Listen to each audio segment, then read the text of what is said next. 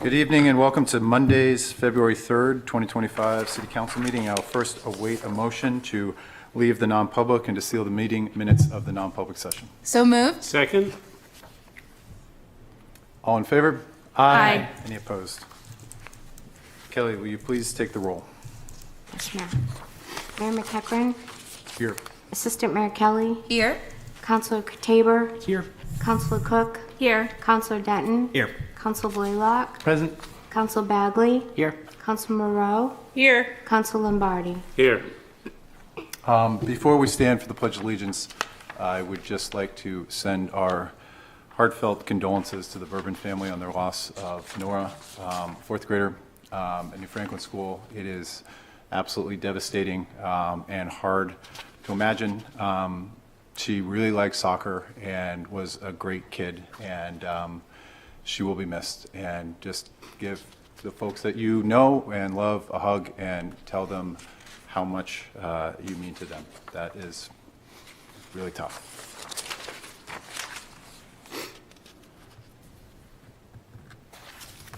Please join me in the Pledge of Allegiance.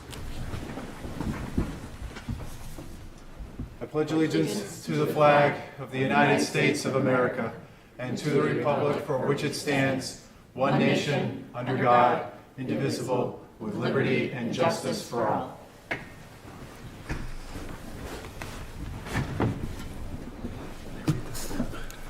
Yes. So, although not on the agenda, oversight, because when we set up the meeting, and we'd usually get this a little bit earlier, but we have a proclamation for Black History Month. It seems like I've read in the news that this is a question on whether or not we celebrate Black history. We all are Americans, and we're Americans because of the richness and depth of history that we all share and try to create here on a daily basis. So incredibly excited to read this proclamation. Whereas Dr. Carter G. Woodson created the week-long commemoration in 1926 that has become Black History Month, selecting February because it contained the birthdays of two major influences in Black life at this time, Abraham Lincoln, February 12th, and Frederick Douglass, February 14th. And whereas February is now observed throughout the nation as Black History Month with special programs and events, and whereas in Portsmouth the stories of African and African American residents are woven deep in the fabric of our city from 1645 when the first enslaved Africans were brought here to the experiences of the members of our community who were buried in the African burying ground in the 1700s and 1800s to the celebration of the vibrant communities of today. And whereas in 2020, the Portsmouth City Council passed a resolution which declared Portsmouth to be a racial justice municipality. We continue to stand proudly with the Seacoast NAACP, the Seacoast African American Cultural Center, the Black Heritage Trail of New Hampshire, the New England BIPOC Festival, and many others who celebrate the complex history of Africans and African Americans in Portsmouth. And whereas we are resolved to affirm the city's commitment by hosting events, providing helpful pathways to additional resources, alerting employees and board and commission members to training opportunities, and identifying ways to advance dialogue with stakeholders for racial justice. Now, therefore, I, Dago McEachran, Mayor of the City of Portsmouth, on behalf of the members of the City Council and the citizens of Portsmouth, do hereby proclaim the month of February 2025 in Portsmouth, New Hampshire as Black History Month and urge all citizens to champion our commitment to racial equity and inclusion and to sustain the open door of diversity throughout our community. Given with my hand and the seal of the City of Portsmouth on this third day of February 2025. Thank you. Next up is the acceptance of minutes, December 16th, 2024. I make a motion we move to accept and approve the minutes of December 16th, 2024. Second. All in favor? Aye. Aye. Any opposed? No recognitions and volunteer committee reports. Nobody signed up for public comment here. Is there anybody in the audience who has change of heart or walked in after? Seeing none, we are on to public hearings and vote on ordinances and resolutions. First hearing of ordinance amending Chapter 1 Administrative Code, Article 16, Adoption of Fees by Budget Resolution, Section 1.1601, Purpose, Section 1.1602, Procedure, Section 1.1603, exclusion. Section 1.1604, default of the ordinances of the City of Portsmouth. Your Honor, I move to pass first reading and schedule a public hearing and second reading for the February 18, 2025 City Council meeting. Second. Any discussion? Councilor Cook. Thank you, Your Honor. This is coming forward as a cleanup, really, to administrative code that went through the governance committee. We are trying to bring the adoption of fees ordinance in line with practice and to make sure that it reflects essentially what we are doing currently as far as charging fees for programming, say, in our various departments that offer special programming like the Senior Activity Center, so that is reflected here and everyone understands how that's different from fees, and that the council can also change fees at any particular time rather than when it's just adopted by the fee study committee, which is current practice, but it's not reflected in the ordinance. Councilor Lombardi. Thank you, Mayor. I'd just like to emphasize that fees are designed to cover the cost of whatever it is the fee is for. Councilor Blaylock. Yes, I know it's come up on the rec board, some of the fees, like for the fields. I know there's some lighting fees and stuff like that, but I want to make sure that's all included in this whole project. Councilor Cook. I think the goal is to make sure that the rec department is included here where it isn't currently. Yeah. So that there isn't any confusion, that we don't, the fee study committee doesn't have to meet to adopt fees just for rec on an excellent. annual basis, that those can be charged. Thank you, Councilor Cook. I know there was some concern that, yeah, some of the fees for leagues that use some of our fields weren't written down anywhere, and then some fees if they have certain amount of participants from other communities, such like that. All in favor? Aye. Any opposed? Next on the public hearing, second reading of ordinances, public hearing and adoption of resolution pursuant to RSA 7239-B regarding the elderly exemption on assessed value for qualified taxpayers. Your Honor, Chief Assessor Roseanne Lentz has a presentation that speaks to both the items related to both elderly and disabled exemption. Good evening, Mayor, City Council members. Tonight I'd like to talk tonight about the elderly and disabled exemptions. As allowed by state statute, the City Council annually reviews and sets the elderly and disabled tax exemption income and asset criteria.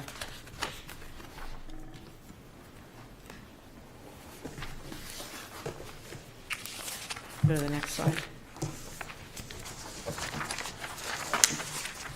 Eligibility requirements for the elderly exemption include for first-time applicants, or if we request for applicants to recertify, must file for the exemption with the assessor's office by April 15th in the year which the exemption is claimed.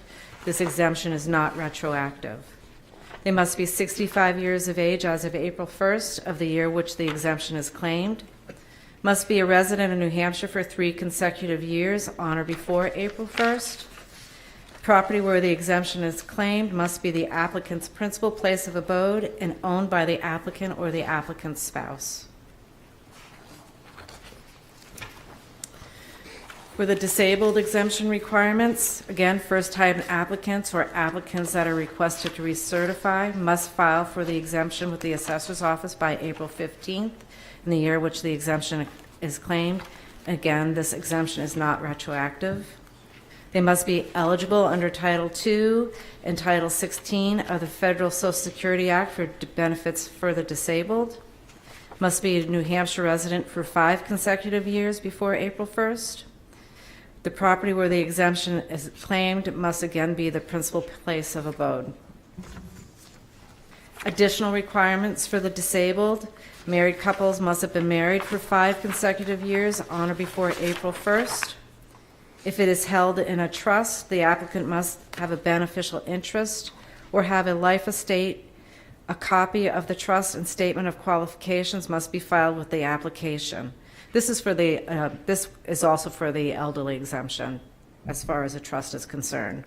And then there may be other conditions that apply with either one of the exemptions. Our current exemption levels for single income limits are $54,000, for married, $70,793, and the asset limit is $500,000. I did some research as far as what the 2023 estimated Census Bureau median income would be for the households within the city of Portsmouth. It's $105,756. Per capita is $69,569. And the elderly population within the city of Portsmouth, 65 plus, is about 21% of our taxpayer community. And the American Community Survey reports that the median household income for 65 and older is $70,956. The next slide just goes over some stats, the number of elderly and disabled for fiscal year 25 that are receiving. There's 147 applicants that receive the exemption. The pie chart just shows that people that are 78 or older, or 80 or older, receive about 53% of the exemption for elderly. For 75 to 79, there's 34 applicants that receive about 23%. For age 65 to 74, there's 33 applicants get 22.5% approximately. And then the disabled is like 2 applicants with 1.36%. The bottom chart just goes over a historical presentation of how the exemption has been increasing as far as the income levels for the elderly and disabled. And it looks back 10 years. The next slide just goes over, and I think this is the first time I've done this, is I wanted to give you an idea of who's qualifying and what those medians are that we're looking at for the individuals applying for these exemptions. Now, this is a sample that we've taken. We don't ask everybody to reapply every year, but within this sample for last year, you can see that elderly that are between 65 and 74, their median income was about $37,000 for those that applied. 75 to 79 was $39,000. And 80 plus was about $36,000, and that's for single taxpayers. For married, 65 to 74 of those that applied and were approved, $59,000, 75 to 79, $46,000, 80 plus, $61,000. And to the right of that, I give you those ranges of where those people are applying, what they're falling in between those age categories. The next slide shows individuals that have applied and that have been denied. We had 11 applicants last year that did not qualify for the elderly exemption. When I looked at their asset levels, the highest asset level of those applicants was about $502,000. The income levels for a single were about $63,000 for 65 to 74, $60,000 for 75 to 79, and $64,000 for 80 plus for single applicant that did not qualify. The median income for married for 65 to 74 was $79,000, and for 80 plus was about $78,000. We didn't have anybody in the 75 to 79 range last year request an exemption for the elderly. I propose 2 options for an increase if voted on tonight. First option is typically we look at the Social Security COLA increase annually. This year it's 2.5%, which would mean the income limit would go up to $55,350 for single. For married would be $72,563, and the asset limit would stay the same.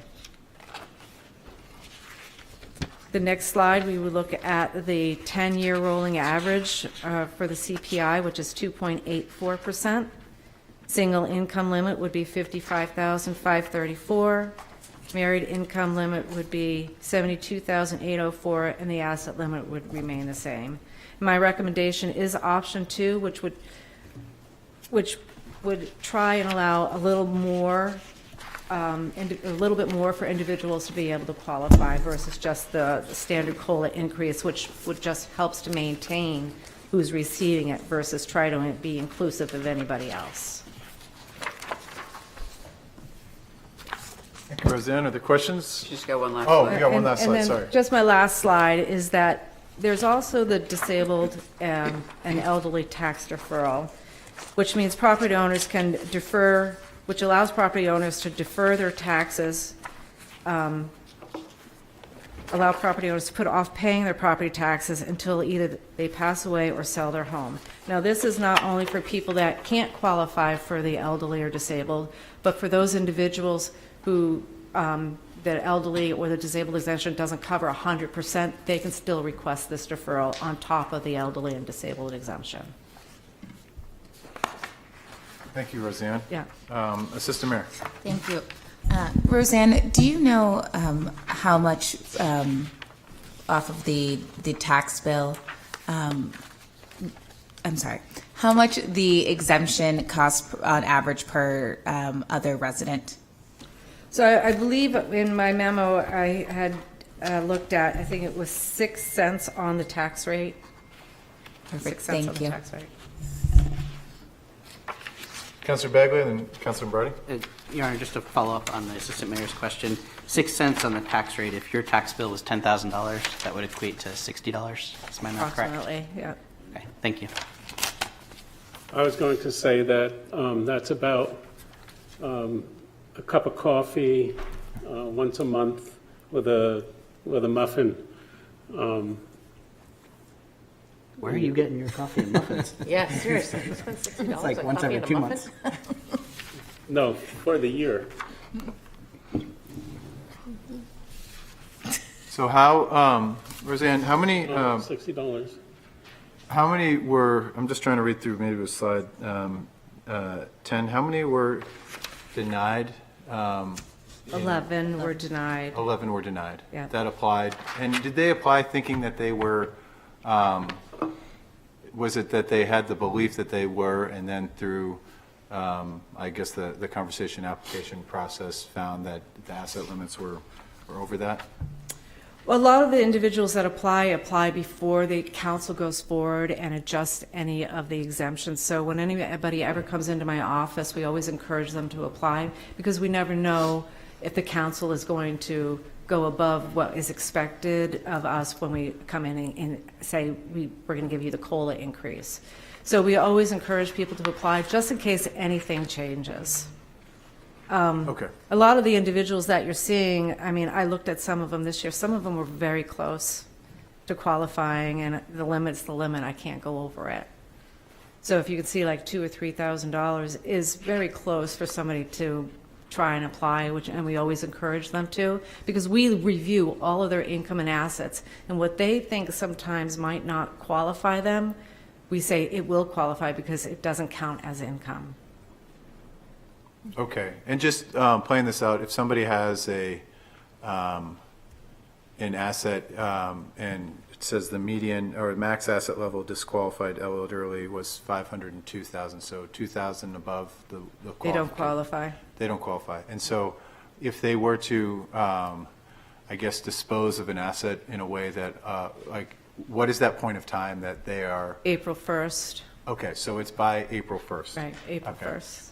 Got it. All right, I have some more questions. Just got to think about them. Okay. Councilor Bagley?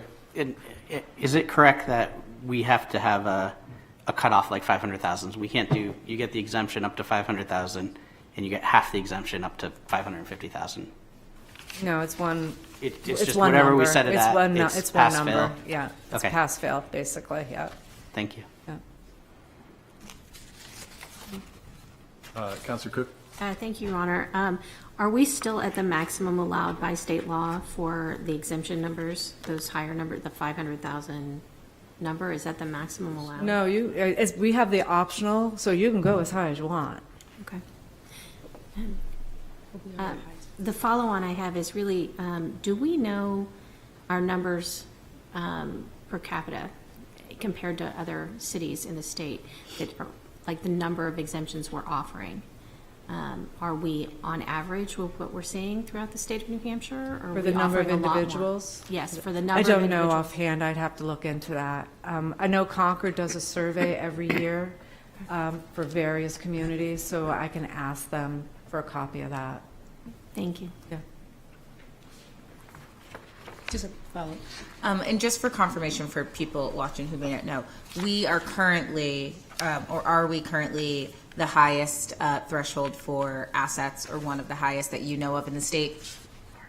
For assets, I think we are, I see that the insert in our packet that has compared to Bedford, Nashua, Dover, Manchester, Hampton, Concord. we're the highest in our assets. Okay, Yeah. perfect. Thank you.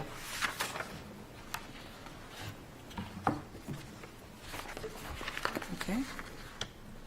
Any other questions? Councilor Blaylock? Thank you. I see the 147 current qualified taxpayers receiving the exemptions. Is that an average number for Portsmouth or for in years past? It's pretty stable. We've always been around that amount. I mean, we lose some every year, we gain some every year. It always balances out around 150 people, give or take. Okay, thank you.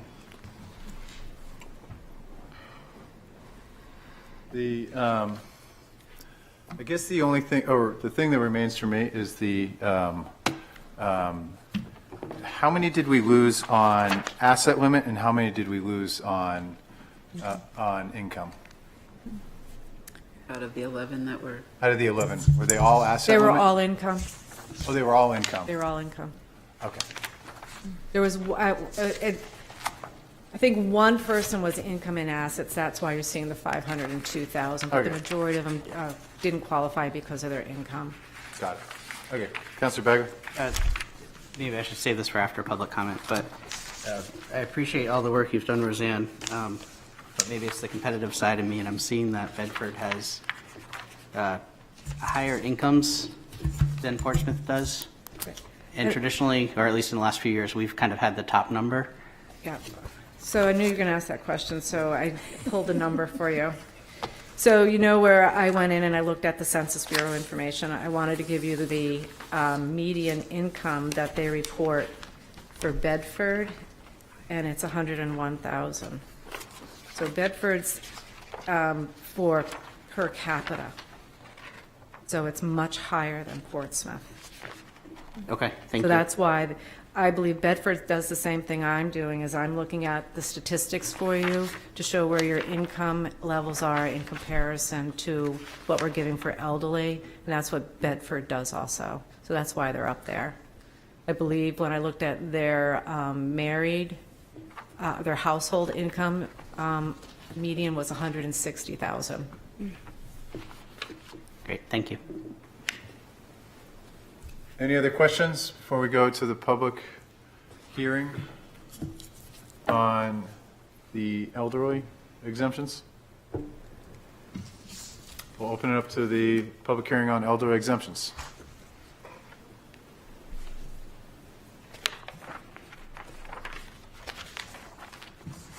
Seeing no one rise, no one on Zoom, we will close the public hearing. We will have any further questions of the council. Your Honor, I would move to adopt the elderly exemption resolution, option number 2, as presented. Second? Any further discussion? Councilor Bowler? Yeah, I think we should take the largest option here. I think we need to look after our most vulnerable residents, especially ones on a fixed income. So thank you for all your work, Roseanne. Assistant Mayor? I just to second what Councilor Blaylock just said, and just making sure that the public understands that this is here and that we are constantly looking into the work of the assessor's office, trying to make sure that we can keep people in their homes and to understand that they can qualify and use multiple different avenues to make sure that they are not put out of their home due to tax purposes. Councilor Bagley? Thank you, Assistant Mayor. It just made me think of something that comes up sometimes with this, is a lot of people mistakenly assume that the value of their home is included in their assets, which would put most people over the asset limit with home values, what they are in Portsmouth.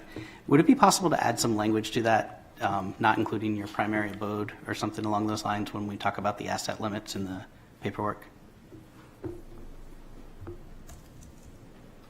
And again, it's April 1st that they have to qualify for the asset limits as of April 1st. Yeah, April 1st is the qualification date, but the application date is April 15th.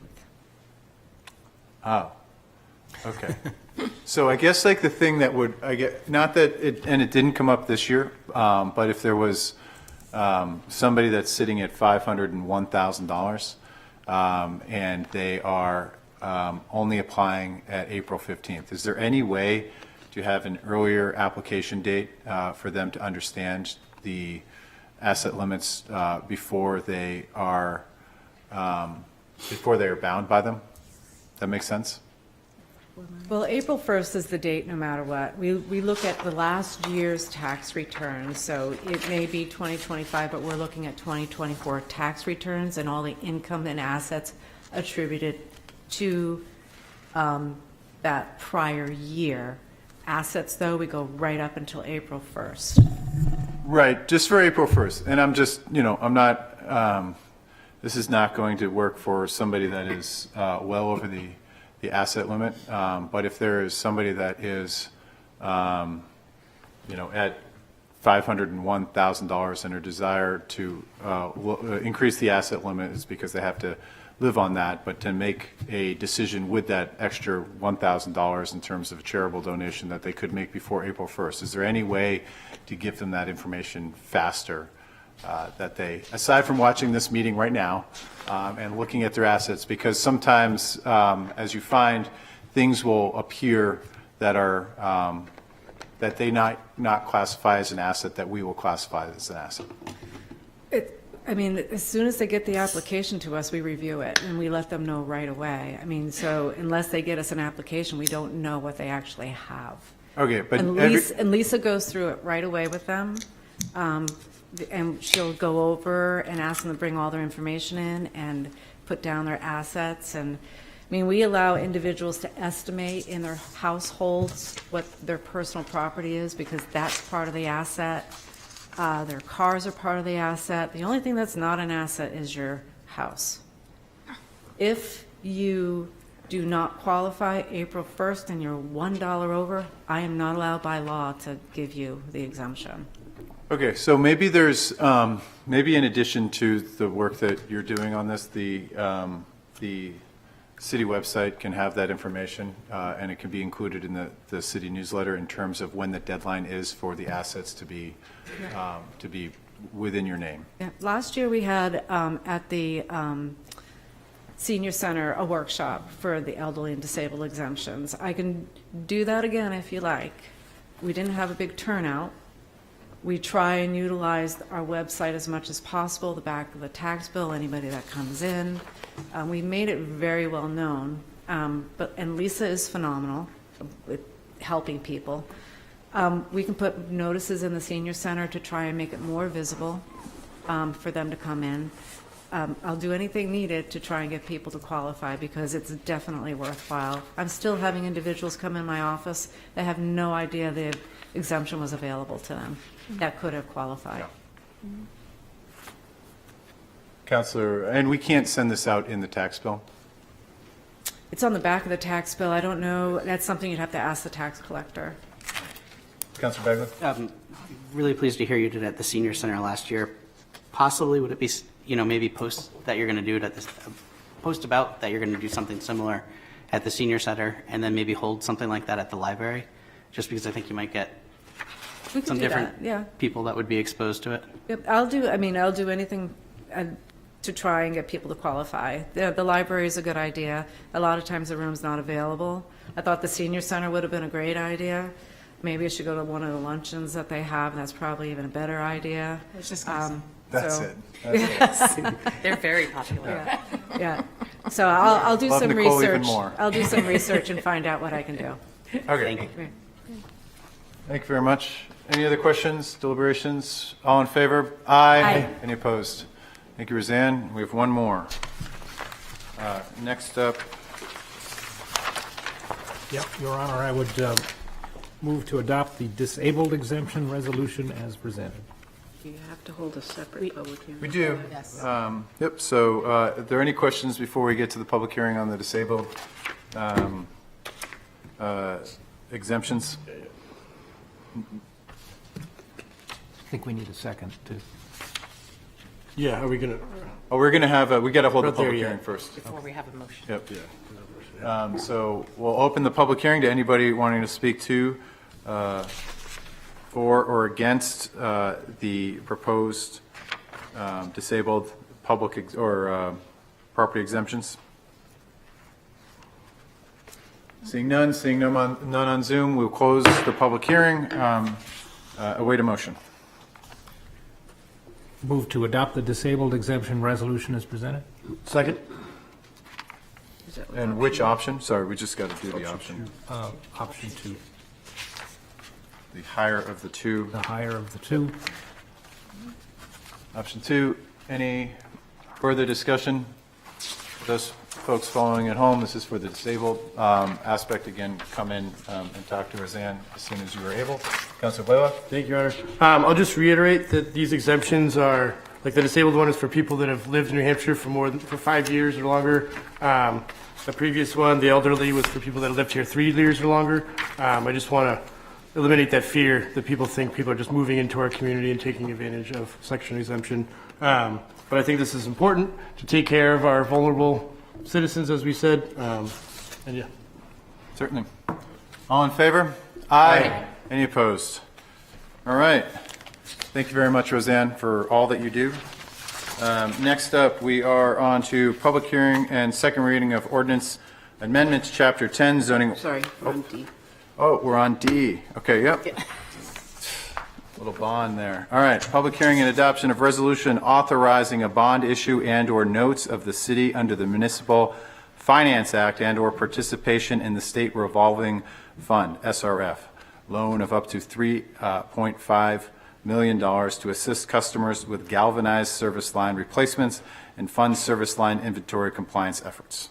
Your Honor, our Water Resource Manager, Al Pratt, is going to give a brief verbal presentation to help explain further this request. By Al. Thank you, Mayor. Thank you, councilors. We'll start with just some information about the loan. These funds are being provided through the Drinking Water State Revolving Fund, and they're being made available to water suppliers specifically to help them meet the requirements of the EPA's revised lead and copper rule. The loan is currently available with a 71% principal forgiveness, so that basically 29% will be the payment back with interest over the term of the loan. There's also the payment schedule for this. Payment will likely only begin 6 years after the loan is granted, so you have that.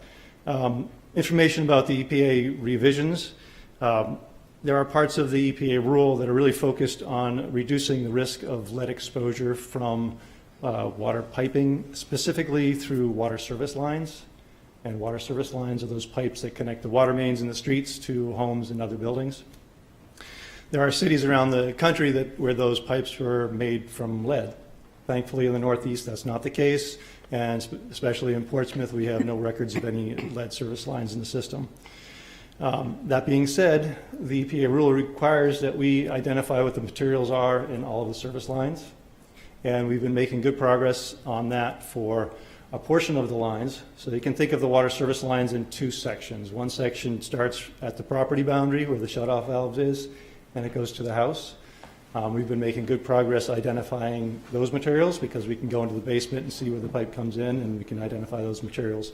At this point, we have 93% of all those service line materials identified. The other portion of the service line, which is from the water main to that property boundary, is a little more difficult to inventory. Thankfully, we have records that go back to 1977, so we have a bunch of those, but we still have 2,400 services approximately that we still need to identify. And the way we need to do that is by exposing those pipes with small excavations to identify what those materials are, and that's part of the regulatory requirement. We need to make sure we have this inventory complete. So we propose to use a portion of these loan funds for that excavation process. And that program will probably go on for at least 5 years. Another focus of the rule is the requirement to replace all the lead and galvanized service lines. Like I said, we don't have any lead service lines, but we do have some galvanized service lines. They are all privately owned, on the privately owned section of these service lines. We currently now know of 137 of those. So we would like to be able to use the loan fund and use the 71% forgiveness from the loan as an incentive for those customers to change out those galvanized lines. I should say, so galvanized lines are a concern because historically they may have been connected with lead connector pieces. So those galvanized pipes may contain some lead, might pose some risk. So this 71% forgiveness passed on to customers would mean the customers would only need to pay 29% to replace their galvanized lines. This would be a program that the DPW would coordinate and administer, and all that information will be on our website. We do have information on the DPW website under water on all of our inventory efforts, but we would put information there on the galvanized pipes, and we would obviously do a letter outreach for all the people that we know that have their galvanized lines and how they could be a part of the program. With that, I'm happy to answer any questions. Gail, any questions? Councilor Tabor and then Councilor Cook? 2 questions.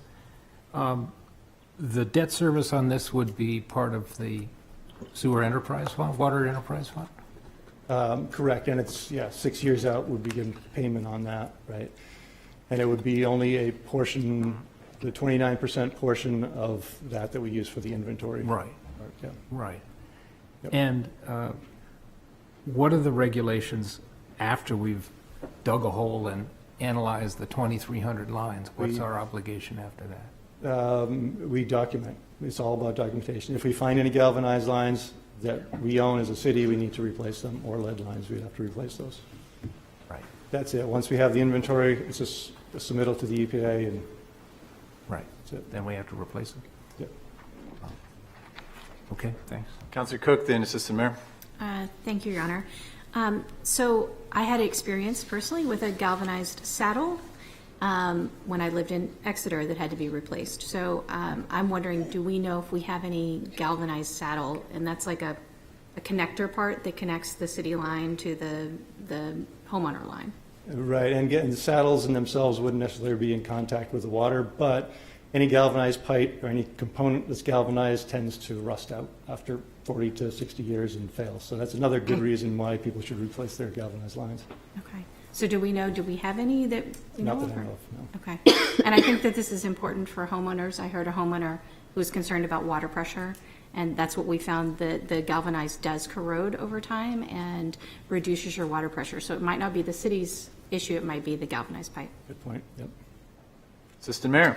And to that point, you said there's the dashboard on the website, but how are we identifying certain clusters in areas, or is it just we're asking people if we can go in and look at their water shut-off water connection valves, or how are we identifying this? And if people at home are questioning, I don't know what I have, can they just call into DPW and someone can come over? If they can call DPW, they can go on our website. We have the dashboard where you can zoom right into your house and click to see if we know your material or don't know your material. And so there is no clusters. Okay. We've looked into that to try to identify some hot areas, but it's very widespread where the galvanized lines are and where our unknown lines are. Just because it's such an old city, there's sections that have been replaced that are all new, and there are sections that are very old. So there's no real patterns, unfortunately. Okay, thank you. Any other questions? Councilor Denton. Thank you, Your Honor. I move to authorize participation in the Drinking Water State Revolving Fund loan program up to $3,500,000 with 71% principal forgiveness for costs related to assisting customers with galvanized service line replacements and funding the city's service line inventory compliance efforts. Second. So we will have the public hearing before we vote on that, but that would be the motion that we have. Thank you, Al. I actually just had one quick question for you before we start the public hearing. Is there when it comes to the SRF, maybe explain to the best of your knowledge how this works from a federal, I guess, like pass-through amount? So monies that are coming from the federal government go to this. There's been some talk of, I guess, changing how that funding mechanism might come down to the states. Is there anything that we should be aware of with regard to federal monies that would be dedicated to this, and if they were to change, how that would affect the SRF, if it would affect the SRF? Good question. With my limited knowledge, I know the funds that we are Just more than mine. The funds that we're requesting right now were allocated in 2022. Okay. So my understanding they're in the state's hands. I know the funds that were allocated in 2023 only provide a 66% forgiveness, and I don't know if there have been funds allocated in 2024. So. Okay. Excellent. Thank you, Al. Thank you. We will now open the public hearing to speak to for or against the proposed motion of utilizing the state revolving fund for up to $3.5 million to assist customers with galvanized service line replacements and fund service line inventory compliance. Seeing no one rise and no one on Zoom, I am closing the public hearing. We have a motion on the floor. Any additional council questions or deliberations? Councilor Blaylock. Thank you, Your Honor. And I want to thank Al Pratt for his presentation. And I'm aware of this being a member of the SWAG, but this really comes down to education. The more people that know about this, the more people that know that they can call DPW to have their service line checked. More they can check the dashboard, make sure that the city knows what their service line is. It would just help make our water cleaner, and it would help save money. But it's just very important for clean drinking water for Portsmouth. Councilor Tabor. Yeah, and I think we really should act on this because, as Al Pratt said in his memo and to our last packet, we're never going to see interest rates this low for something like this, and as generous a portion of forgiveness on the loan. So it's really a one-time opportunity. Yes, I think there's a credit to Al Pratt and the team at the city for getting this money available to us. It's great to have a team that is as proactive as they are in both addressing safety needs, but also looking for the money to remediate. That's probably one of the biggest things any municipality is going to face over the next 100 years, 20 years, 50 years, however you slice it, is how do we deal with aging infrastructure. This is one of those things, and the expectation in Portsmouth is that we have clean water. This allows it to be, high pressured, less rust. Thankfully, there's not a lot of lead in there, but watching my inlet valve, I should probably go on the website and check to see, as it goes to the PEX line, doesn't look super clear. Could be a lot of reasons for that, but it's going to get me to go check on the website. Great to know that there's folks that are working to make sure that's least impactful to our budget and the residents' budget. Thank you. We need a roll call vote. A roll call vote, 6 to pass. Kelly, will you please take the roll? Yes, Mayor. Assistant Mayor Kelly. Yes. Counselor Tabor. Yes. Counselor Cook. Yes. Counselor Denton. Yes. Counselor Blaylock. Yes. Counselor Bagley. Yes. Counselor Moreau. Yes. Counselor Lombardi. Yes. Mayor McEachran. Yes. Unanimous. Thank you, Kelly. Thanks again, Al, and the team. Now we have public hearing, second reading of ordinance amending Chapter 10, zoning ordinance by striking Article 5, measurement rules, Section 10.515.14, by amending Section 10.515.13, and by adding new sections 10.811.60 and 10.811.61 relating to accessory uses permitted, residential uses of the ordinance of the City of Portsmouth. Your Honor, we have Deputy City Attorney Trevor McCourt here to make a brief verbal presentation. Thank you, City Manager, Mayor, members of the City Council. I'm here tonight to present the ordinance as described, the ordinance amendment as described. As you will recall, on October 7th of last year, the City Council voted to request a first reading and report back on a ordinance which would exempt certain structures from the zoning ordinance which do not require a building permit. Now, I will just say before I get into what has been drafted here, it's not as easy as just taking the exemptions from the building code and applying it directly to the zoning ordinance. They're two very different documents written for very different purposes. And certainly the exemption section from the building code would provide exemptions that may not necessarily work with our current zoning. For example, oil derricks are exempt from building code review. As they should be. So what you have here is something which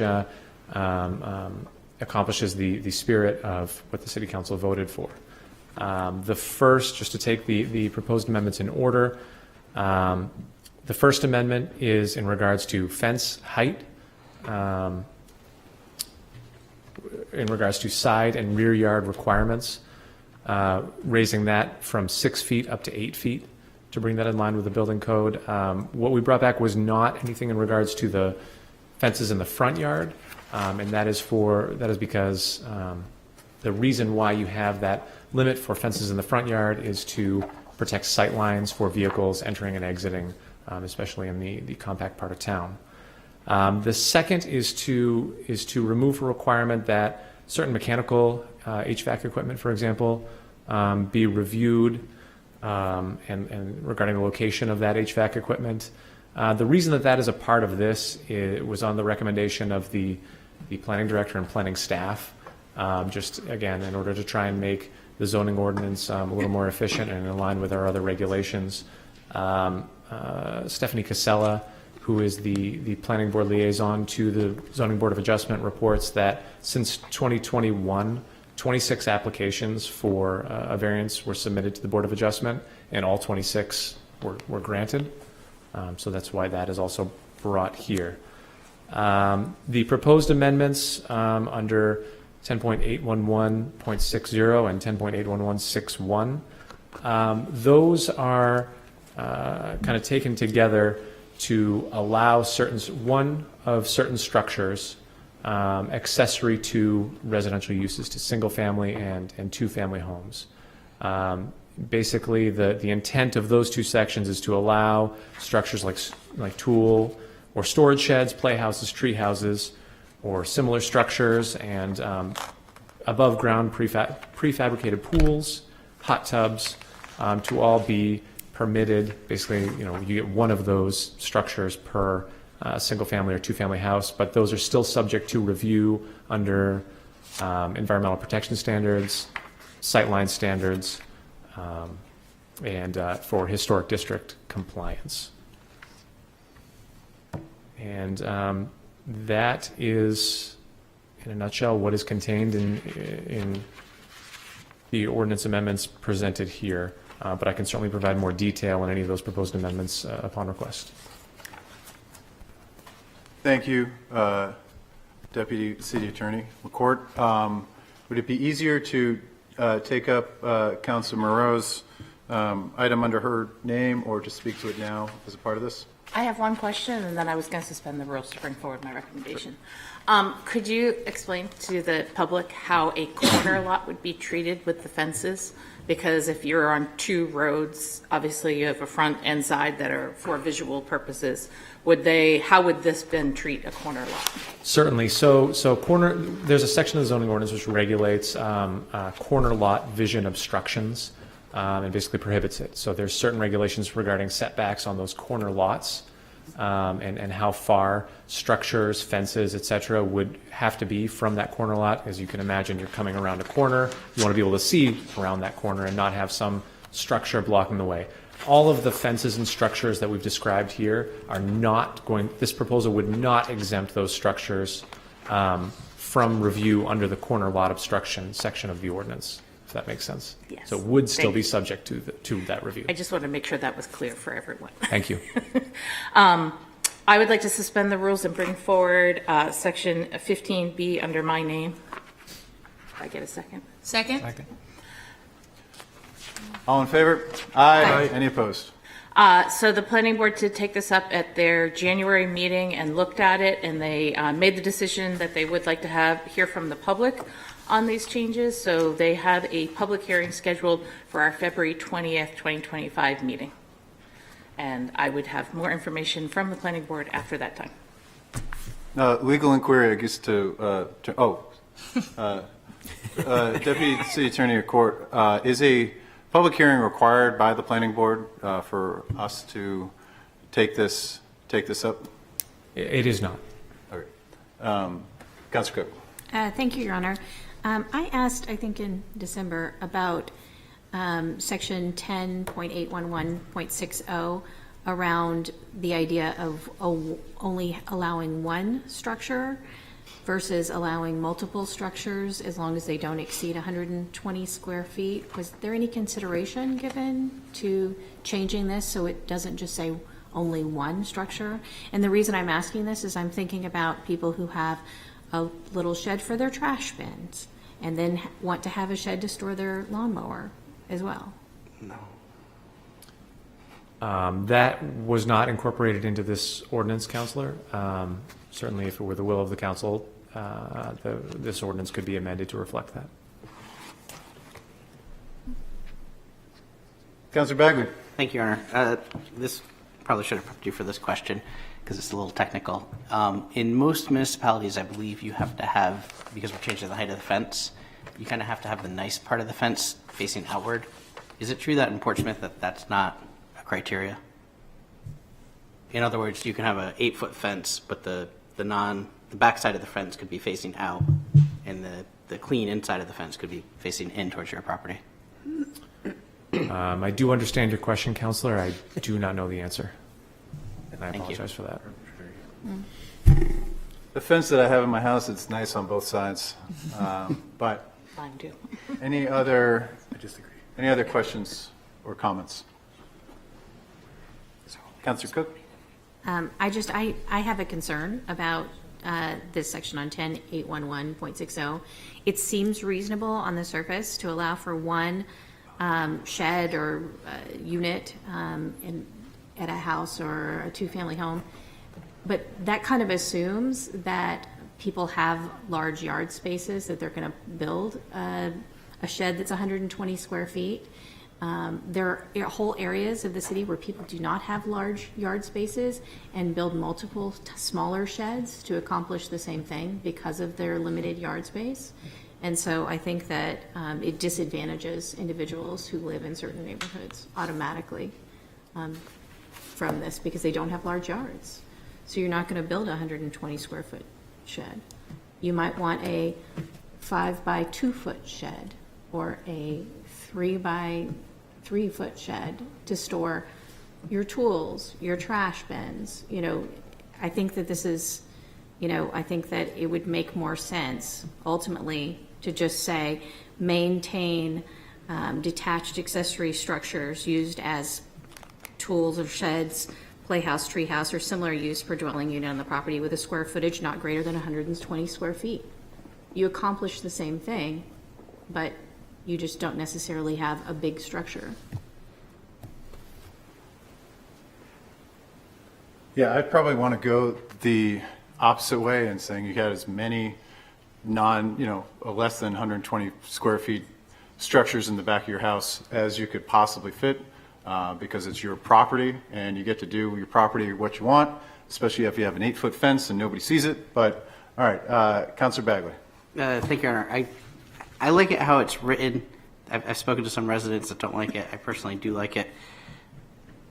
I think we should probably leave it as it is for now so we can pass it. I would worry that somebody might want to put up 5 little mini sheds, and that's kind of not really in the spirit of what we're trying to do here. We're trying to allow you to get one shed. I don't know if there's an easy way to modify the motion to allow more than one shed. Question, I guess, to Deputy City Manager McCourt. If we were to modify this, would the spirit be maintained if we were to reduce or eliminate the numerical number of sheds and limit it to a size and or a total square footage of this? So up to 120 square feet of structure, however you want to divvy that up. Certainly, Mayor, that could be accomplished by an amendment. I would say that it would cut against some of the simplicity of this ordinance. I mean, part of the goal was to have this be easy to understand and administer. Once you start getting into now there's 6 different sheds and you have to measure all their square feet and then total them up, it becomes a little bit harder. But I mean, that's something obviously for the City Council to consider. It may not be that big of a deal. I haven't frankly thought it through. in that amount of detail, but it could certainly be accomplished on paper pretty easily. Okay, and just to Councilor Cook's concern, at the moment, any shed that is required would have to go through this. And if we were to have multiple sheds, which again, I have almost no problem with at all, we could have this is now taking the first shed off the table and now creating a situation where the second shed is the one that gets the variance in this case, in which a hardship could easily be demonstrated because of the fact that other parts of Portsmouth have, larger yards and multiple places for sheds, whereas, folks down in the south end, maybe their yards are not as large. Councilor Cook? Thank you, Your Honor. I have been through the variance process for a shed when I bought my property.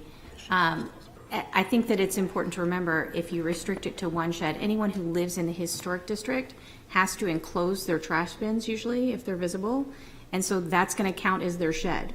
So anybody who lives in the historic district has to go through the process for the Historic District Commission to get permission first to do that, but then they're going to have to go through the Historic District Commission and the Zoning Board to get a variance to build any other shed. So so that's my concern, is that you're not reducing those layers of challenge for individuals who just want to build a shed if they're living in certain parts of the city where they have to naturally enclose things because that's a requirement from the Historic District Commission. So that's where I have the concern, and I've been through that process. I had to go through the HDC and the Zoning Board when I built my shed, when I bought my home. So, but my house already had an existing trash shed on site.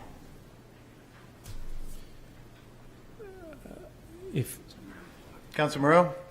I would have no problem getting rid of the up to one, but I think we need to keep the 1 story, because I wouldn't want anyone building these really narrow, tall sheds that are super, super high. But I would have no problem, and I think you could almost even just take out the up to 1, and it still kind of works. You could make the language, I think, simplicity kind of work, but just my thoughts. Would that be, sorry, Karen? Or Just City Manager? while you're contemplating how to deal with this, 2 of my kind colleagues have weighed in to say there is no state requirement for which side of the fence faces in or out. But that is notwithstanding what the HDC might require. Right. So yeah, it's potentially they get 2 more feet of ugly fence than you previously got by right now. Okay, so I would certainly be in favor of removing the up to 1 qualification on this. Would that be considered, Deputy City Attorney, a substantial change that would require a postponement in second reading of this amendment? Oh, should I They look at ask? each other. I thought I was going to get a better answer with the city attorney. But acting city attorney, is this a substantial enough change that we will have to have another public hearing? It's definitely a change, but it still limits it to the 120 square feet. So I think you're still within the spirit of the ordinance as it was publicized. Okay. Seeing that, so is that an amendment that was proposed by Councilor Moreau? Was it seconded? Second. All in favor? Aye. Any opposed? Okay, so we now have a new motion, or an amended motion on the floor. And I guess I hear Councilor Moreau, and I'm going to pass the gavel to speak to this issue with the planning board, or not issue, but opportunity directly. So it is not my understanding, and I am, I guess, slightly frustrated that we don't have the feedback back from the planning board in terms of their recommendation here, and we have a request to have public hearing. Public hearing that we also have this evening, that we are going to go to as soon as we have the final motion. I get that, but I also I want to articulate that we're in the middle of budget season right now, And budget is usually driven by rules that we have to enforce. The more rules that we have, the more people that we have to have enforcing the rules. The opposite of that is a crappy government that doesn't do things quickly enough. And so whenever there's a chance to remove rules from our government that we agree are reasonable to remove, like the HVAC, which 26 out of 26 times went up for a zoning board approval and got it. When it comes to, fences, the reason why I brought the fence portion of this up was because somebody was told that the code enforcer, who I know well, who mostly loves me, most of the time, was called to enforce an 8-foot fence that was put up, and then a contractor was told that they had to get a approval and it had to go through a zoning board before they would do it, which leads me to believe the amount of 8-foot fences that were happening without getting approval was pretty high, and people weren't going through it, so they were ignoring the rules of the city of Portsmouth. That makes all of our rules less effective. When people look at the capricious or arbitrary nature of rules, and they come and they wait diligently, and I watched this zoning board of adjustment, and my neighbor sent his wife because he's a hothead, and she did a fantastic job, but she waited 3 hours to speak on something that everybody agreed was a nothing burger. And so I really think that to preserve the integrity of the laws that we think are important, we have to look at every opportunity to remove those laws that are not. And when it comes to the amount of shed or space that you have behind your house, or HVAC condensers, or a fence going from 6 foot to 8 foot, when the building permit is not required until that, I think it's our duty to make sure that we do the hard work and remove laws. I understand that the planning board feels as though they want a public hearing. I would have rather had their comments on this, so our public hearing could have been better. The idea that you would have to speak on 2 public hearings seems like a lot of work to put on the taxpayer. But if this does pass after public hearing, and we do have the opportunity to hear from the planning board, we will schedule it to be so that third reading is held after any public hearing, so that changes, if they are needed, can be incorporated, because we do want to hear from the planning board and the recommendations on this. Thank you, Assistant Mayor. I will now open up the public hearing. 2 for against the motion on the table with the slight addition or slight removal of a numerical number on square footage of sheds to be in your backyard. Seeing no one rise and no one on Zoom, closing the public hearing, we'll now vote on the ordinance as... Your Honor, I move to pass second reading and hold third reading, final reading at March 17th, 2025 City Council meeting. Second. As amended. Yep, as amended. If I could just reaffirm that I, too, am all for efficient government, and it has to be credible. As like on the HDC, if we have rules that are kind of ridiculous, people won't come before us. They'll just act on themselves. But again, as the mayor stated, the more rules we create more work for our city employees, which drives costs up. So I'm all about efficiency. Councilor Buck. Councilor Moreau. I should be able to bring forward a verbal update for our our March 3rd meeting. And this is to March 17th, I believe? Okay, so we're well within the time period to have feedback from... I will bring it back on March 3rd. Look forward to that feedback. All in favor? Aye. Any opposed? All right, we are now on to, and thank you, Deputy City Attorney Trevor McCourt. City Manager. Yes, sir. Ready to go. Item number 1 is an acceptance of the parking utilization study and recommendations. And you will recall that we had a public information session back in November. We actually presented this at a work session in September. So what we are doing tonight is in the same vein that we brought forth the cultural plan and the community health improvement plan. We have had it out in the community for a period of time. And so Ben Fletcher, Parking Director, is here to present very briefly and verbally. He is supported by DPW Director Peter Rice and Andy Hill from Desmond, our consultant. Thank you, Ben. Thank you. Good evening, Honorable Mayor McEachern, City Manager Connery, members of the council.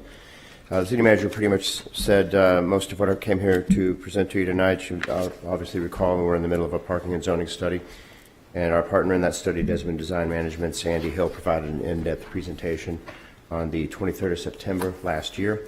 Your handout today includes a quick reference matrix of that presentation, and the division respectfully requests that council ratify both the presentation and the short summary this evening. And Peter and Andy and I are here if there are any questions. Your Honor, I move to ratify the results of the City of Portsmouth Parking Utilization Study and recommendations. Is there a second? Second? Any discussion? Councilor Bagley. Thanks, Your Honor. Just want to kind of highlight, there was a parking utilization advisory group of 14 people, city staff, business owners in the downtown area, residents. They spent, I think, over a year. It was myself, Benjamin Fletcher, Eric Eby, Jillian Harris, Mike Assad, Monty Bohan, Peter Britz, Peter Rice, Sean Clancy, Michael Labrie, Nicole Gagliardi, Rich Chelman, Steve Pesci, and Tony Coviello. And there's, I think, 150-ish page report of the results in the packet of this parking study, and it gets into pretty deep detail of where we were in 2012 when we kind of started taking this on as like a professional, scientific, how do we get the most out of the parking that we have in the downtown, and then where we are today and where we'll be in a couple years, 5 years, and 10 years. The long and short of it is we do a tremendous job with parking. You guys probably get tired of hearing me say that. It provides a tremendous amount of benefit to our commercial businesses downtown because of the turnover. It provides a lot of financial benefit to the residents, over $300 per medium household that they save in taxes because parking revenue offsets things like plowing and garbage pickup, and the $2.5 million to the general fund. One of the highlights of this study that I thought was of note was the city of Portsmouth. I forget the number, but we control something like 60% of the paid parking spaces downtown. That's very unusual. Most cities, they control 10, 20%. I think you wouldn't have to talk to many residents to find, or I think almost everybody would agree they'd rather park in city-controlled lots rather than the private lots. So by doing this well-run parking management program, we're providing a benefit to our residents and our visitors. And I would encourage anybody with parking questions to kind of review this report. There's a lot of great graphs and tidbits of information in there. Councilor Bagley. Then something to add? If I might expand on that, on each of those pages in the packet at the bottom is the URL where you can reach the entire report. It's also on the story map that has been attached to this project all along. So it can be found in two places online, and the address is in your packet. Councilor Cook. Thank you, Your Honor. I would encourage all of our residents at home to take a look at this parking study. It's quite extensive. The work that was done is pretty incredible. Parking is always kind of a hot button issue in Portsmouth. I wanted to take this opportunity to thank the team that did this work, including Councilor Bagley, because this is quite a broad study of our challenges, and it's nice because it really lays out where we need to go in the next several years. So thank you, everyone who worked on this. Councilor Tabor. Yeah, it's a great work product, a really great detailed analysis. Years ago, former Mayor Eileen Foley said to me, I had to take on my whole council to build a Hanover Street garage.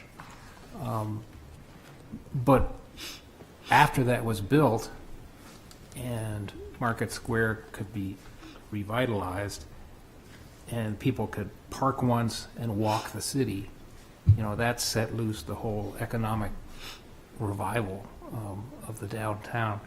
So, the recommendation for a third parking garage is well buttressed by the data that you have and the shortage that we can see coming. I just hope that we really look at, is this the time to have a both-and solution of both structured parkings and some kind of shuttle loop. We've got 2,900 hotel rooms now.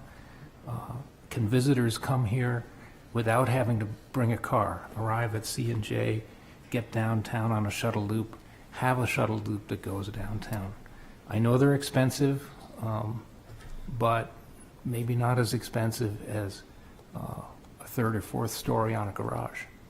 So in Savannah, Georgia, you've got a shuttle that goes to 20 stops downtown, free.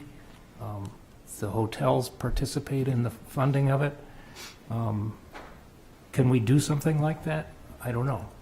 I think this study asks that question.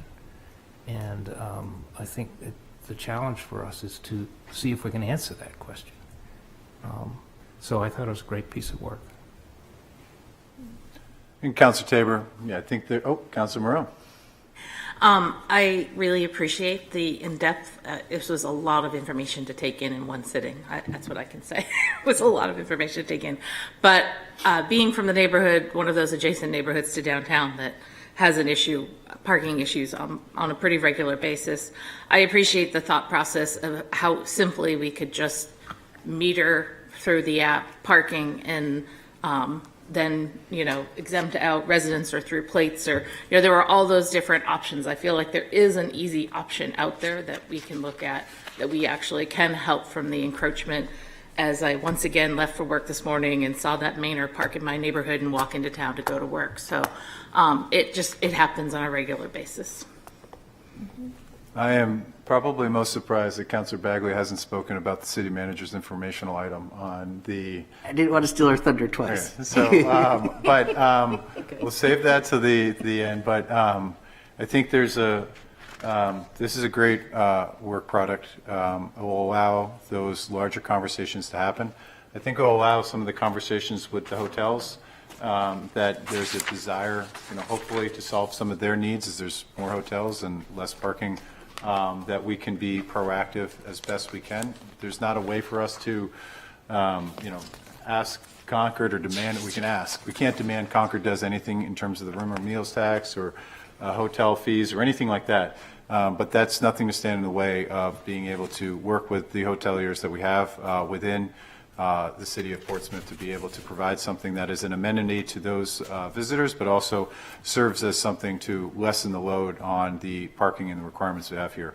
But that's possible to have those conversations because of this work. And if I don't see any other questions, I want to take the time to thank Ben Fletcher and his team around this. Parking is not, it's probably, if there's something that people are like, oh, what do you like about being on the council? The last thing I'm ever going to say is parking. Because of the fact that the scarce resource that it is, we have to charge something in order to have turnover. I think when you see the proliferation of the private lots and what they could charge, some folks recognize that we are doing this at a discount. But charging something for something that we didn't used to charge for, when I was 2 is now it's a difficult conversation, and you can go to other places and not pay for parking. They just don't have the vibrancy and the need to do so. And so what I'm getting at is, Ben, your job is somewhat thankless in that residents often forget about the $600 that we deliver in value in terms of off of the general fund and their tax bill on average, which is important. But sometimes you meet one of your employees at a tougher time, and you lose your cool. So this is a thanks to you, Ben, but also the employees of your division that work. Probably the toughest jobs in the city of Portsmouth. Those that are metering or working in the foundry when something doesn't go right. We appreciate the work that they do.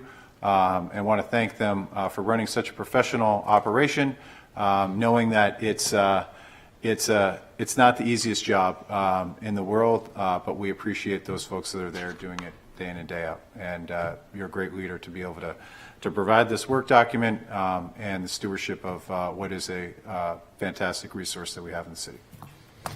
On behalf of the parking staff and everybody that works with us, I appreciate that. And we have excellent support from city leadership, and that's very important, and some of the tougher decisions we have to make with regard to public interaction. So we also would like to reiterate that we're very, very appreciative of the support that we get from this council and the city's leadership. Thank you, Ben. I forgot, we do not have a public hearing on this? All right, all in favor? Aye. Any opposed? All right. Thank you.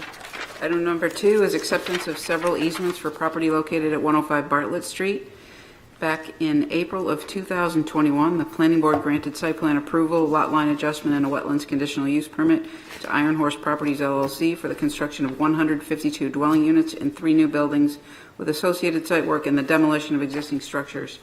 As part of that approval, the planning board recommended that the city accept a community space easement for a public park, a greenway easement, an access easement providing city staff with access to an existing drainage easement, and an access easement for water services.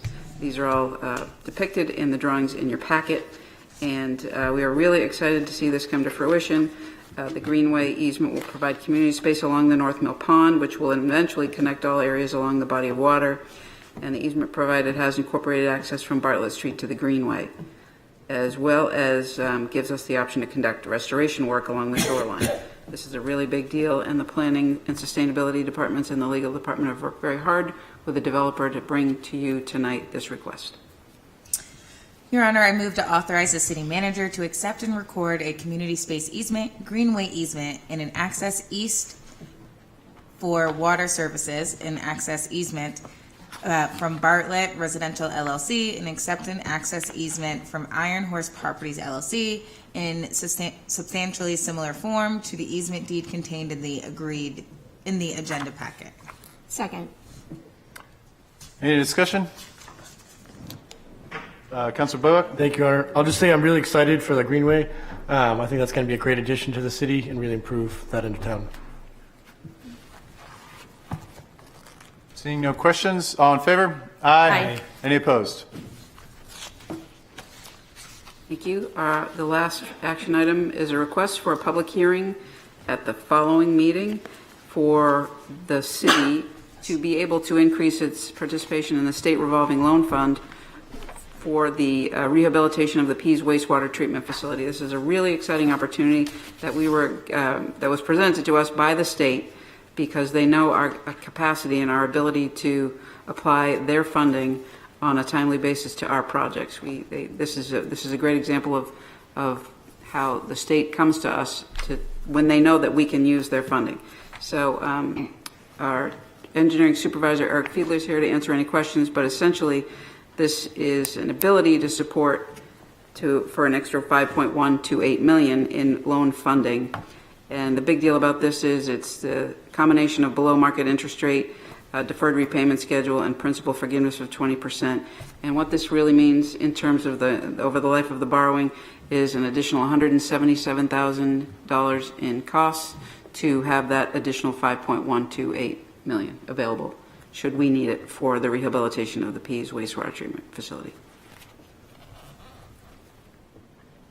Your Honor, I move to establish a public hearing at the February 18th City Council meeting to increase the FY25 Pease wastewater treatment facility borrowing up to $25,128,000 as described above.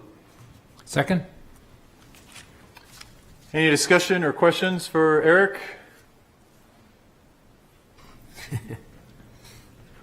You stayed. We got a question. There is a question. Councilor Moreau.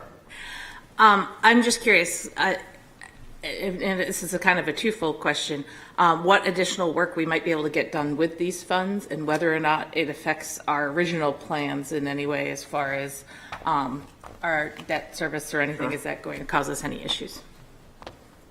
Right. So, councilors, city manager, mayor. So the city, as this project progressed, it was originally going to be like additional capacity expansion, and it really de-scoped that. And also, so as part of that, we've prioritized doing the things that were absolutely required, like regulatory required. So there's a few items there that will have to be done in the future. They weren't unnecessary, didn't have to be done right away. So we still progressed the design, so they're basically alternates. So they're things that we will get to in the future. We wanted to get a little bit more understanding of that scope. So this was the opportunity. The state was involved, and they were like, well, it's important things. We have the funding now to offer it.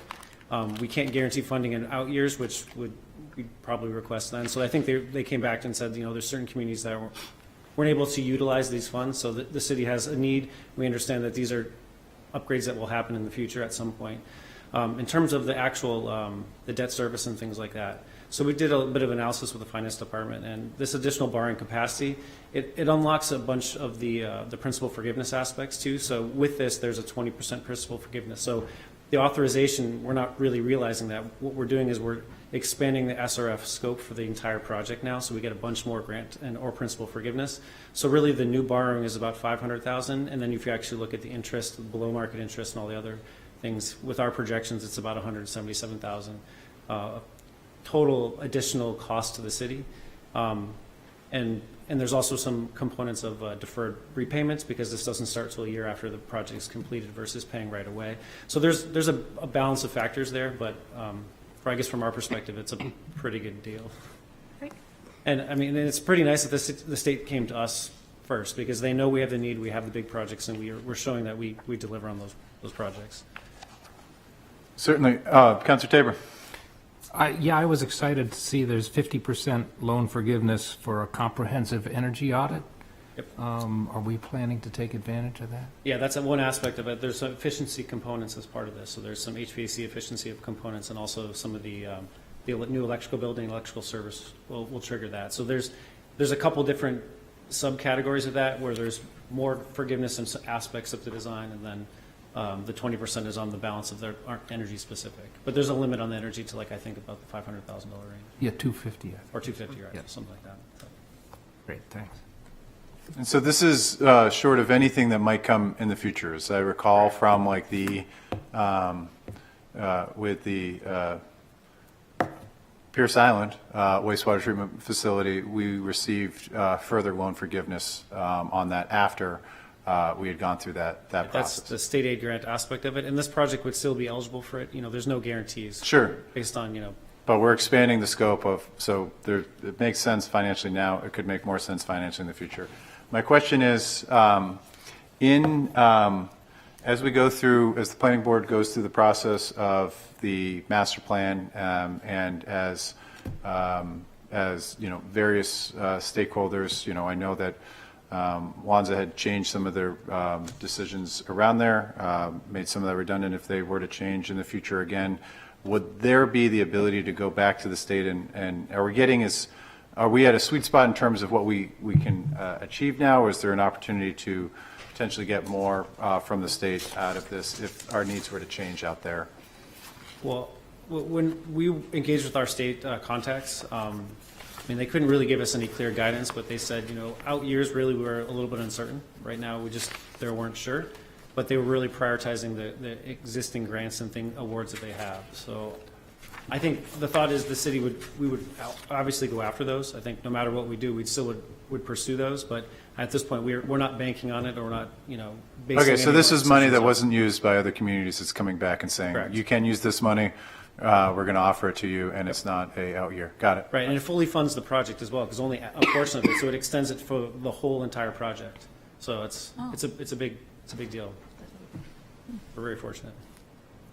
Well, we're very fortunate, Eric, that the work that you and your team does on this, so appreciate answering the questions this evening. Do we need a roll call vote on this? Hold on. We just need to vote to establish the public Oh, hearing. and public vote at the hearings, next yeah, we meeting. got it, okay, all right. All in favor? Aye. Any opposed? All right, Thanks, Eric. now we have the consent agenda. Your Honor, I move to adopt the consent agenda. Second? Your Honor, I move to remove item D from the consent agenda for discussion, if I can get a second. Second for discussion?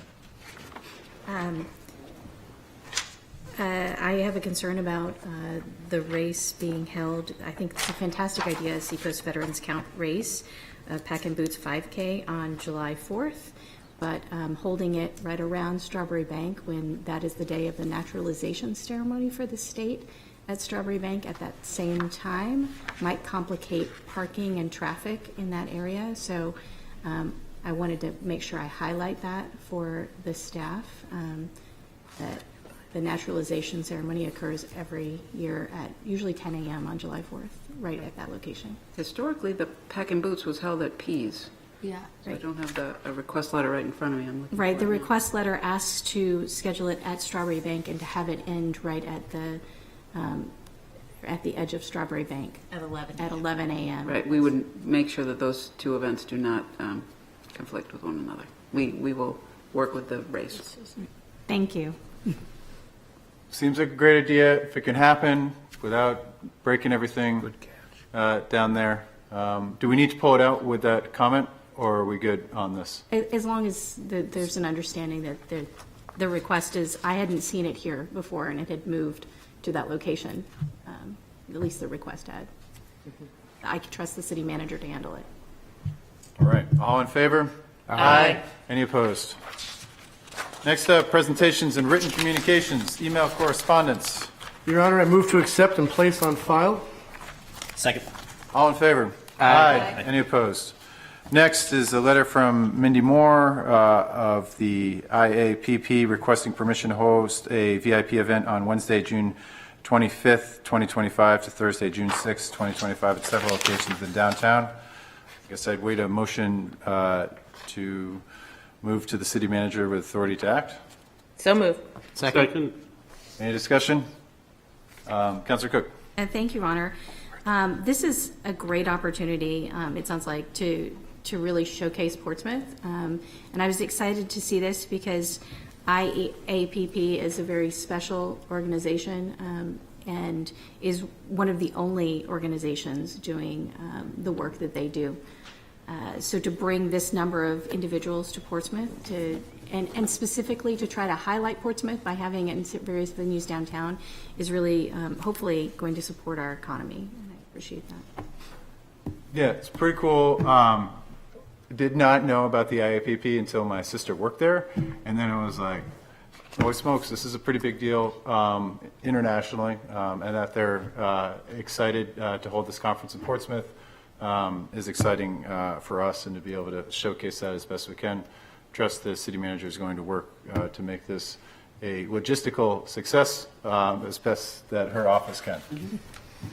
All in favor? Aye. Any opposed? All right, now for my favorite drawing, which is the one that I know I'm never going to get to win in this seat, so this is great. Do you want to pull it? Oh, I don't know, Cal. Let's It's up see. to you. Who would you like to? You want the Why city don't I hold attorney? it? I think there's only hold two on, names in let's- there. Let's have the city attorney. She's never pulled the ethics by. Pretty sure there's only two names in there because in 3 years, only two of us have ever had the job. And yet it. What? I know, Only that's why I two. said I think there's only two names in there. there's more names than two in there. I think Josh would agree with me. We have Counselor Moreau. Josh and I have flip-flopped this back and forth for 3 years. Now 4. I'm telling you, those are the only two names in there. Just like the fire commissioner, only gets not me. All right. Well, congratulations, Councilor Moreau. May you never need to serve. God, I hope it Okay. All right. On to city council members. We have Councilor Denton. Thank you, Your Honor. I move to schedule first reading to amend Chapter 1, Article 4, Section 1.413, Sustainability Committee as outlined at either the February 18th or March 3rd City Council meeting. Second. So first and foremost, I want to give a hearted thank you to Bert Cohen, who served as chair of the Sustainability Committee since its inception. For nearly 2 decades, Bert shepherded that committee, and half of that time I was there to watch him teach us. And while he may no longer be chair of the committee, it's great to see that he's still actively participating in the meetings. Second, congratulations to Effie Malley and Jessica Blasco. Effie was elected chair at this past meeting, and Jessica as a second chair. Now, the ordinance in front of us does 3 things. The first one is it cleans up the language which originally transitioned the Blue Ribbon Sustainability Committee to a standing committee. So it takes out a whole bunch of that language. The second thing that it does, it reduces the number of votes that students have from 2 to 1. While over the years, the Eco Club has had anywhere between 2 to 4 active members attend our meetings, unfortunately, this past year, we haven't had any Eco Club members attend the meetings, which has affected our ability to have a quorum and to vote on anything. So by simply reducing it from 2 to 1, we should still be able to have a quorum, and we'll still open up to any student, whether high school, middle school, to still participate. And whatever students want to vote, they'll have one vote at the meeting. And then the third thing this does, and this is a little novel, is the committee's preference is to have the option of 2 chairs, so co-chairs. That's why that language is in there. We're not steadfast on it, but that's the preference of the current chair, and the other committee members agree. And as far as the dates of the reading to go, I wanted to give the city manager flexibility, so I just said that one of the next 2 meetings would be nice, but I'm not fixed on those dates. Any discussion? Time for the notice. First reading doesn't matter.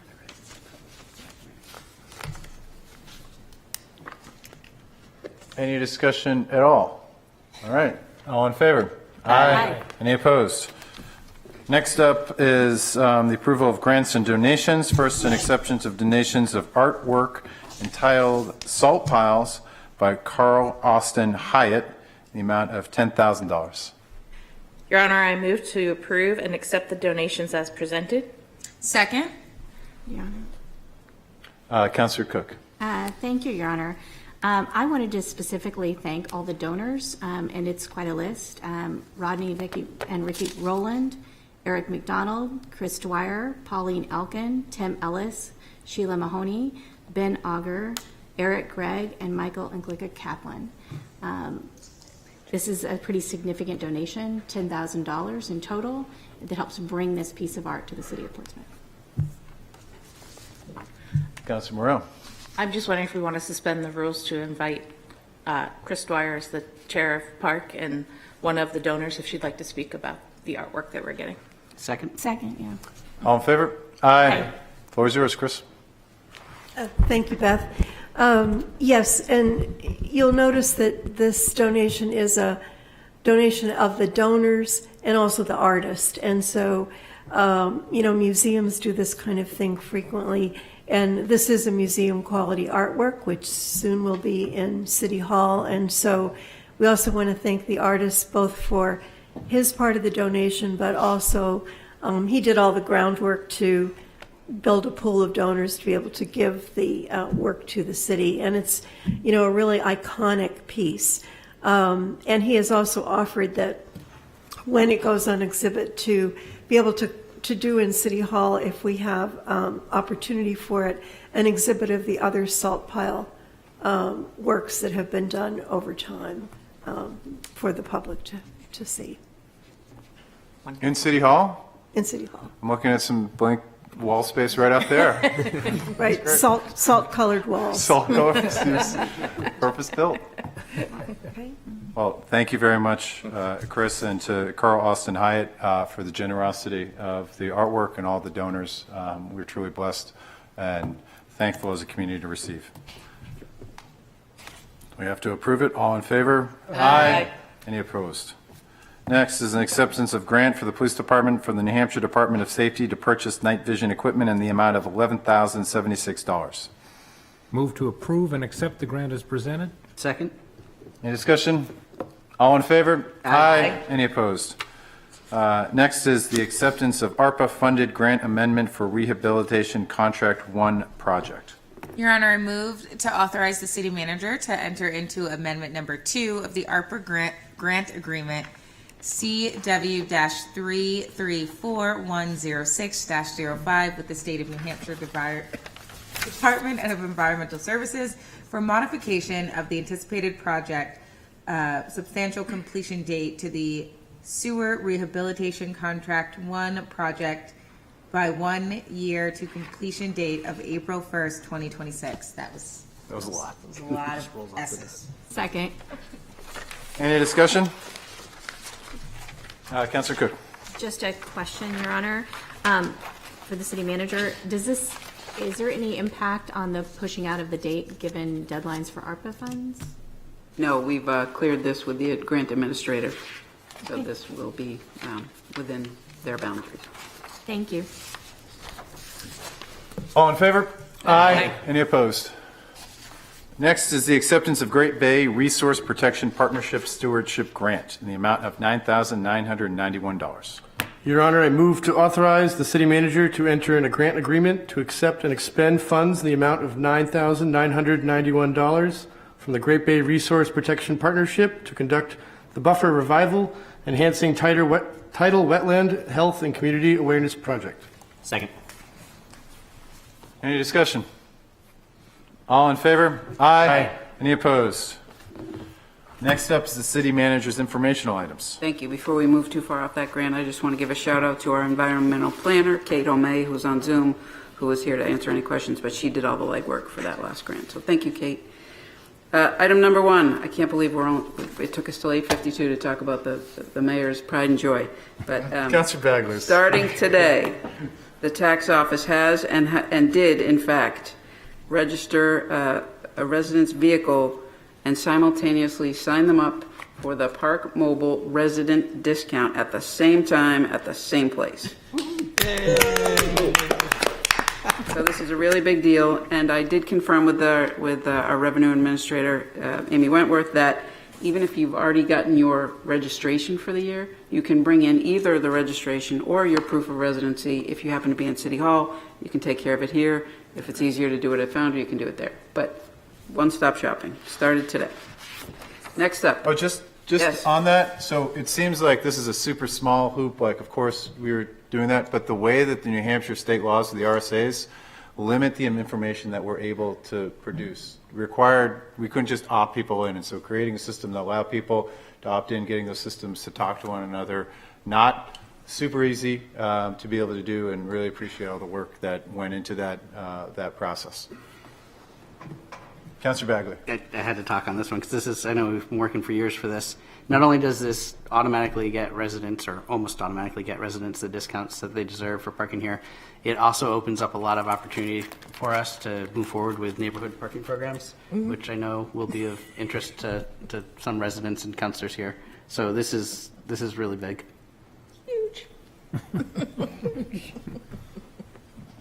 One last plug, even if you're a resident and you have the Park Mobile app on your phone, make sure you have applied the resident discount. That's still new to many people. Item number 2 is a quick update on the flash vote survey that was held last week regarding library services. We had 422 respondents, which is a number that's come down over the height of when we first rolled this out. And we'd like to remind people you can still sign up to be part of our flash vote community. 51% of the respondents knew about the library's online learning programs, and even more, nearly 74% were aware of in-person learning opportunities. They gave great feedback on new opportunities to offer and different ways to publish those opportunities. So don't forget about Flash Vote.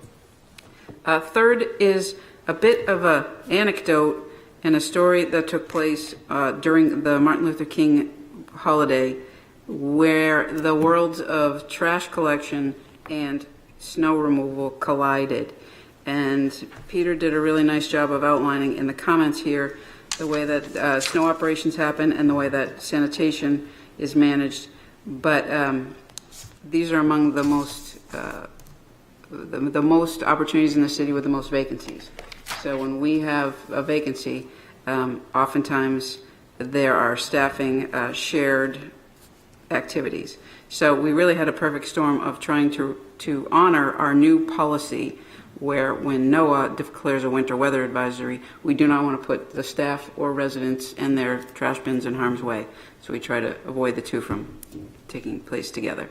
But Peter does a very good job day in, day out, along with his staff, who should be commended for what they do. But this really just outlines a day in the life of how integration of management and resources take place. So happy to answer any questions on that, but just really wanted to give you a little window into our world. I think the last thing to say about that is there are folks that felt like they did not understand how to be notified, and that there may be an over-reliance on social media, which we want to dispel any myths about. There's an ability to sign up for Smart 911, and you can get an email, you can get a phone call. You can also call our snow phone. So there are all sorts of ways to be connected, and we would be happy to share that with folks. Lastly, we Just- have, yes. Just on the, we got a lot of questions on this in particular in terms of, and I think it was because of the holiday, that people expected, the trash pickup wasn't going to happen. The reason why we have the ability to, on holidays, that federal holidays that, we don't have trash pickup is because we're able to plan for those events. When it's an unplanned event now, because of the tightness, both from a, the open vacancies, but also our desire to be as efficient as possible, we don't have a bunch of folks working in DPW just not doing anything, waiting to get tapped in to go work on stuff. And so this was an example of that. It just, they're out all night doing the work of clearing the streets, and then there's no possible way to turn around and start loading up trash. The same people doing those same jobs. I saw a friend of mine today when it didn't get, called because it wasn't a winter advisory and it was just, 4 inches over 12 hours and a lot of work keeping the roads cleared. And that was an incredibly long night for that individual. And then they were back out the next day working really hard. So this is about, keeping our costs low, creating efficiencies, but also just the fact is we don't have as many of the employees because of really tough hiring environments to do so. But credit again to Peter and all the folks that make our city work and are, they do an awesome job. And so just want to thank them again. Thank you. Lastly, a brief update as we know it from Deputy City Manager Nathan Lunny on the status of our federal funding. Thank you, City Manager, Mayor, Councilors. It's always a pleasure to rise to visit with you at the end of your evening when you and the news media cycle may know more about this than we do, certainly than I do. I just, for public consumption, would remind folks that last Monday evening, the Office of Management and Budget, which is the executive entity that controls budget, they made an announcement pausing the flow of federal grants and loans. In the confusing week since, not less than 2 federal judges have temporarily blocked that order. And in fact, late Tuesday, the next day, the OMB rescinded that order. But you can all attest to the fact that interpretations and continued conversations have been many and varied. What we wanted to do was simply assess the immediate risk and be mindful of how this might impact programming offered by the city. What I would tell you in a nutshell is that our quick count, which has been really educational for me in this new role, our quick count was that the very immediate impact, if this were real and if it were lasting and if this pause were to delay for a significant period, could be in the vicinity of $3 million. I would remind you that some of the things that jump to the top of the list are our Community Development Block Grant, our ICAC, the Internet Crimes Against Children programming that happens downstairs in this building, largely funded through federal dollars that might have been quickly at risk, may still be at risk. I've learned about pass-through funding, which I've heard from the dais tonight. That's a concern, and whittling down what is and isn't and what is already in the hands of the state versus what are federal funds still has yet to be distributed. I learned the phrase forward funded. On the educational side, there was a lot of conversation about the fact that the federal funds that we see supporting education in special education areas, Title I programming, the consolidated grants in general, those are forward funded. And so to the extent that those were in question, schools should benefit from those as we continue through this year. But all of these dollars, which are far beyond $3 million on an annual basis, could potentially be at risk, obviously, depending on the actions in the nation's capital. So that is to tell you not much, but we did collect a lot of details, and we are certainly monitoring through a number of different streams information, and we'll advise you as best we can as we all watch the news tonight at 11. So thank you, Nathan. Just to put that, like those two, if you weren't following along, the ICAC is, the cops going after child pornography rings and predators in that, that's a Obviously, it's a problem that we face as a country, and the federal dollars that go into those resources. The other one that you mentioned, the CDBG funds, they serve a lot of purposes. One of the purposes that we were lucky enough to benefit from was Operation Blessing 2 years ago, which built a warming shelter when temperatures are below. Again, the federal government, delivering money to communities that are trying to solve issues that affect our entire region. And so appreciate, there was some comments I think that I received that we shouldn't bank on, we shouldn't bank on grants. But the truth is, if we're going to solve some of the problems that we have as a community that are bigger than our borders, we're going to need some assistance from the federal government to be able to meet those challenges head on. I think those are good examples of ones that I have a hard time looking anybody in the face and saying those should be cut or reduced, in any way, shape, or form from the feds, down to us. Two very real things that happen in the city of Portsmouth. Just to remember when we're having these larger conversations. Not less than 5 staff members and a dozen or more teachers on the school side are funded directly. And so there is an immediate impact if the next several weeks don't turn out in a positive way for us. So thank you. Thank you. Thank you, Nathan. Thanks, Nathan. Anything under miscellaneous? Councilor Tabor. Thanks, Your Honor. Just a quick update on community power. So far, it's saved residents $1.9 million since it started in April of 2023. And each rate period, it's been able to give us lower rates than Eversource. Unfortunately, this last Friday, the coalition learned that they had gone to a local New Hampshire provider for renewable energy, and that provider was all set to contract and then couldn't deliver. This was not a big wholesale energy company like NextEra, and so they're going to have to take the rate up from 8.9 cents to 9.7 cents, 0.8 of a cent or $5 a month. But you'll hear about that, and I just wanted to make everybody aware of that. Had this been a year from now and CPCNH had built up the reserves that they've been trying to build, they could have absorbed this easily. But it's a young organization, and so it had to react this way. So that's an update. Councilor Tabor. Councilor Bullock. Thank you. I'll be doing the polar plunge this Saturday with the Portsmouth High School students to support the Special Olympics, but I encourage anyone to join or donate, but all the support is appreciated. Thanks, Councilor Bullock. With that, I'd wait a motion to adjourn. So moved. Second. All in favor? Aye. Good night, Portsmouth.